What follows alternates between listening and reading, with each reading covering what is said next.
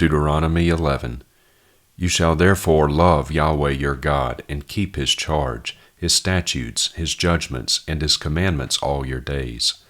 So know this day that I am not speaking with your sons who have not known, and who have not seen the discipline of Yahweh your God, his greatness, his strong hand, and his outstretched arm, and his signs and his works which he did in the midst of Egypt to Pharaoh the king of Egypt and to all his land, and what he did to Egypt's army, to its horses and its chariots, when he made the water of the Red Sea to engulf them while they were pursuing you, and Yahweh made them perish utterly, and what he did to you in the wilderness until you came to this place, and what he did to Dathan and Abiram, the sons of Eliab, the sons of Reuben, when the earth opened its mouth and swallowed them, their households, their tents, and every living thing that followed them among all Israel.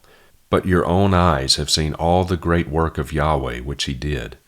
You shall therefore keep every commandment which I am commanding you today, so that you may be strong and go in and possess the land into which you are about to cross to possess it, so that you may prolong your days on the land which Yahweh swore to your fathers to give to them and to their seed, a land flowing with milk and honey.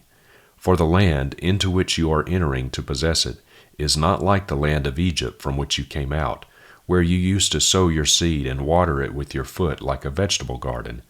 But the land into which you are about to cross to possess it, a land of hills and valleys, drinks water from the rain of heaven, a land for which Yahweh your God cares. The eyes of Yahweh your God are always on it, from the beginning even to the end of the year. And it will be that, if you listen obediently to my commandments which I am commanding you today, to love Yahweh your God, and to serve him with all your heart and all your soul, that I, Yahweh, will give the rain for your land in its season, the early and late rains, that you may gather in your grain and your new wine and your oil. And I will give grass in your fields for your cattle, and you will eat and be satisfied. Beware lest your hearts be deceived, and you turn away and serve other gods and worship them. And the anger of Yahweh will be kindled against you, and he will shut up the heavens so that there will be no rain, and the ground will not yield its fruit, and you will perish quickly from the good land which Yahweh is giving you. You shall therefore place these words of mine on your heart and on your soul. You shall bind them as a sign on your hand, and they shall be as phylacteries between your eyes. And you shall teach them to your sons, speaking of them when you sit in your house, when you walk along the road, and when you lie down, and when you rise up. And you shall write them on the doorposts of your house and on your gates, so that your days and the days of your sons may be multiplied on the land which Yahweh swore to your fathers to give them, as long as the heavens remain above the earth. For if you are careful to keep this entire commandment which I am commanding you to do, to love Yahweh your God, to walk in all his ways, and to cling to him, then Yahweh will dispossess all these nations from before you, and you will dispossess nations greater and mightier than you. Every place on which the sole of your foot treads shall be yours. Your border will be from the wilderness to Lebanon, and from the river Euphrates, as far as the western sea. No man will be able to stand before you. Yahweh your God will put the dread of you and the fear of you on all the land on which you set foot, as he has spoken to you. See, I am setting before you today a blessing and a curse. The blessing, if you listen to the commandments of Yahweh your God, which I am commanding you today, and the curse, if you do not listen to the commandments of Yahweh your God, but turn aside from the way which I am commanding you today, by walking after other gods which you have not known. And it will be, when Yahweh your God brings you into the land where you are entering to possess it, that you shall set the blessing on Mount Gerizim and the curse on Mount Ebal. Are they not across the Jordan, west of the way toward the sunset, in the land of the Canaanites who live in the Arabah, opposite Gilgal, beside the oaks of Moreh? For you are about to cross the Jordan to go in to possess the land which Yahweh your God is giving you, and you shall possess it and live in it. And you shall be careful to do all the statutes and the judgments which I am setting before you today. Psalm 95. O come, let us sing for joy to Yahweh. Let us make a loud shout to the rock of our salvation. Let us come before his presence with thanksgiving. Let us make a loud shout to him with songs of praise. For Yahweh is a great God, and a great King above all gods, in whose hand are the depths of the earth. The peaks of the mountains are his also. The sea is his, for it was he who made it, and his hands formed the dry land. Come, let us worship and bow down. Let us kneel before Yahweh our Maker, for he is our God, and we are the people of his pasture and the sheep of his hand. Today, if you hear his voice, do not harden your hearts as at Meribah, as in the day of Massah in the wilderness, when your fathers tried me, they tested me, though they had seen my work. For 40 years I loathed that generation, and said, they are a people who wander in their heart, and they do not know my ways. Therefore I swore in my anger, they shall never enter into my rest. Psalm 96. Sing to Yahweh a new song. Sing to Yahweh all the earth. Sing to Yahweh, bless his name. Proclaim good news of his salvation from day to day. Recount his glory among the nations, his wondrous deeds among the peoples. For great is Yahweh, and greatly to be praised.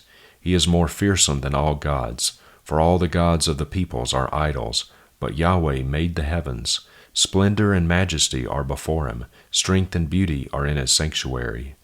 Ascribe to Yahweh, O families of the peoples. Ascribe to Yahweh glory and strength. Ascribe to Yahweh the glory of his name. Lift up an offering and come into his courts. Worship Yahweh in the splendor of holiness. Tremble before him, all the earth. Say among the nations, Yahweh reigns. Indeed, the world is established, it will not be shaken. He will render justice to the peoples with equity. Let the heavens be glad, and let the earth rejoice. Let the sea roar as well as its fullness. Let the field exult and all that is in it. Then all the trees of the forest will sing for joy before Yahweh, for he is coming to judge the earth. He will judge the world in righteousness and the peoples in faithfulness. Isaiah 39. At that time Merodach-Baladan, son of Baladan, king of Babylon, sent letters and a present to Hezekiah, for he heard that he had been sick and was growing stronger. And Hezekiah was glad about these things, and showed them all his treasure house, the silver and the gold, and the spices and the good oil, and his whole armory, and all that was found in his treasuries. There was nothing in his house, nor in all his dominion, that Hezekiah did not show them. Then Isaiah the prophet came to King Hezekiah, and said to him, What did these men say, and from where have they come to you? And Hezekiah said, They have come to me from a far country, from Babylon. And he said, What have they seen in your house? So Hezekiah said, They have seen all that is in my house. There is nothing among my treasuries that I have not shown them. Then Isaiah said to Hezekiah, Hear the word of Yahweh of hosts. Behold, the days are coming when all that is in your house and all that your fathers have treasured up to this day will be carried to Babylon. Nothing will be left, says Yahweh.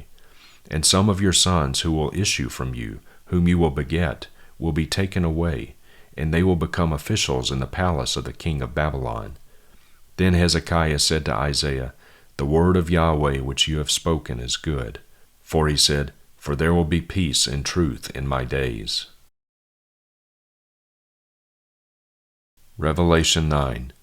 Then the fifth angel sounded. Then I saw a star from heaven which had fallen to the earth, and the key of the pit of the abyss was given to him. And he opened the pit of the abyss, and smoke went up out of the pit, like the smoke of a great furnace, and the sun and the air were darkened by the smoke of the pit. Then out of the smoke came locusts upon the earth, and power was given them, as the scorpions of the earth have power. And they were told not to hurt the grass of the earth, nor any green thing, nor any tree, but only the men who do not have the seal of God on their foreheads. And they were not permitted to kill anyone, but to torment for 5 months. And their torment was like the torment of a scorpion when it stings a man.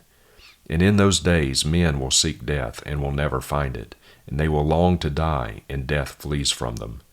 And the appearance of the locusts was like horses prepared for battle, and on their heads appeared to be crowns like gold, and their faces were like the faces of men. And they had hair like the hair of women, and their teeth were like the teeth of lions. And they had breastplates like breastplates of iron, and the sound of their wings was like the sound of chariots, of many horses running to battle. And they have tails like scorpions, and stings, and in their tails is the power to hurt men for 5 months. They have as king over them the angel of the abyss.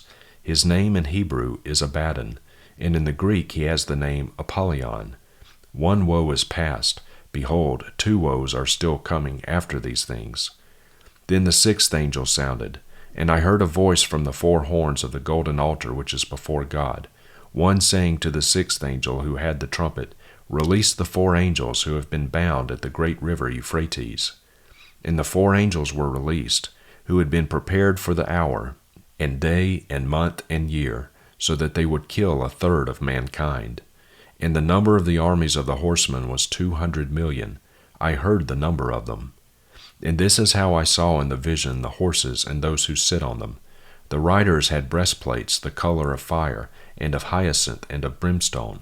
And the heads of the horses are like the heads of lions, and out of their mouths come fire, and smoke, and brimstone. 1/3 of mankind was killed by these 3 plagues, by the fire, and the smoke, and the brimstone which came out of their mouths. For the power of the horses is in their mouths, and in their tails. For their tails are like serpents, having heads, and with them they do harm.